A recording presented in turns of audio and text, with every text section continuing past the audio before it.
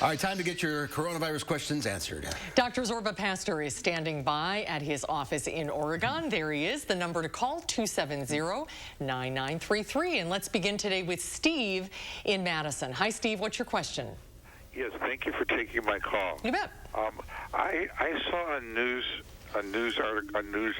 TV news thing that explained that there was a mink farm that actually got closed down because the minks contracted COVID, and I'm confused. I have a cat, and I'm saying, could I transfer it to my cat, or could my cat transfer it to me? You see what I mean? Yeah, as far as we know, there is no animal-to-human transmission of COVID-19.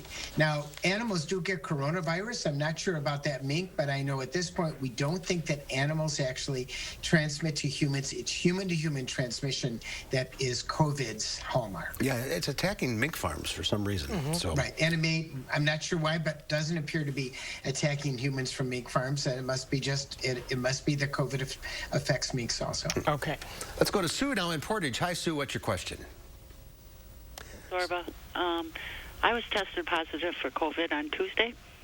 I have 5 underlying conditions. I went to the ER Tuesday evening with short of breath and really bad chest pains. The doctor looked at me and said, "There's nothing I can do for you," and he sent me on my way. I'm scared to death because of all the news media and everything going on. And with my underlying health conditions, what do you do? Well, for most people with COVID, you handle it like you would. You take, if you've got a fever, a slow fever, you take Tylenol or ibuprofen. You keep yourself well hydrated. If you get short of breath or more short of breath, then you call your doctor.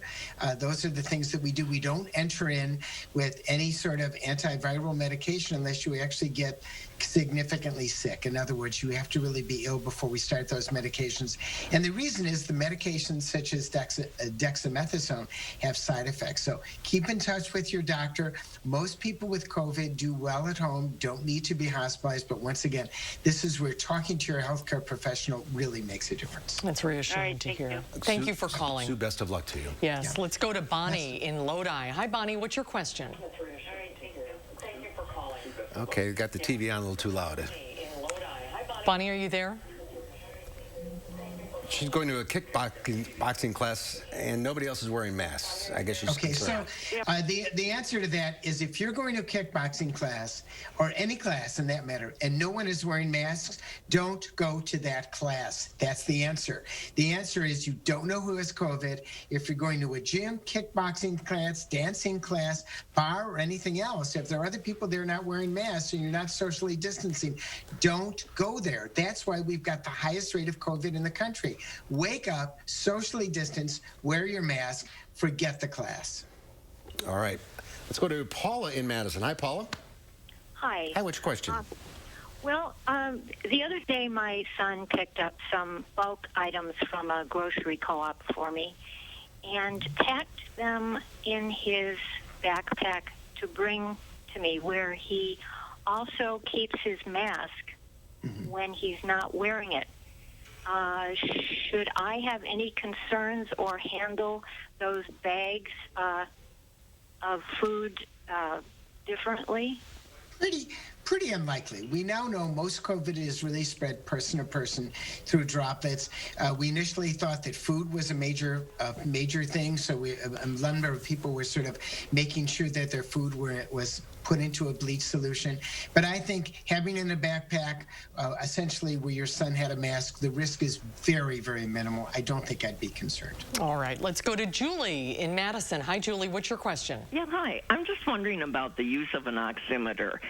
So many people, like this last woman on here talked about being turned away, and yet she's breathless. And I know of somebody, too, that also was turned down at the hospital 3 times, and his oxygen level was at 40. Now, if people had an oximeter, which is a cheap little thing to buy, wouldn't that be something useful? It would be useful, but I want to say an oxygen level of 40 is not compatible with life. So the person who said their oxygen level was 40%, it had to be incorrect, and it had to be the oximeter was not up to snuff. And so that means they should throw out that oximeter and get a new one that's actually there. Because anything going to the hospital, going to the office, getting checked is something. The over-the-counter ones that are $25 are pretty good. They're not as good as the one in your doctor's office. So anything under 92 is a cause for concern. Well, anything 92 is normal. Once you get below 90, then it's something for caution. 40 is not compatible with life. All right. We are out of time. Thanks for everyone for calling in. Zorba, thank you for your time. We'll see you next week. Great questions today. Zorba, thanks for your time. We'll do this again soon. We'll have a final check of your forecast coming up. Ready to roll playback? 3,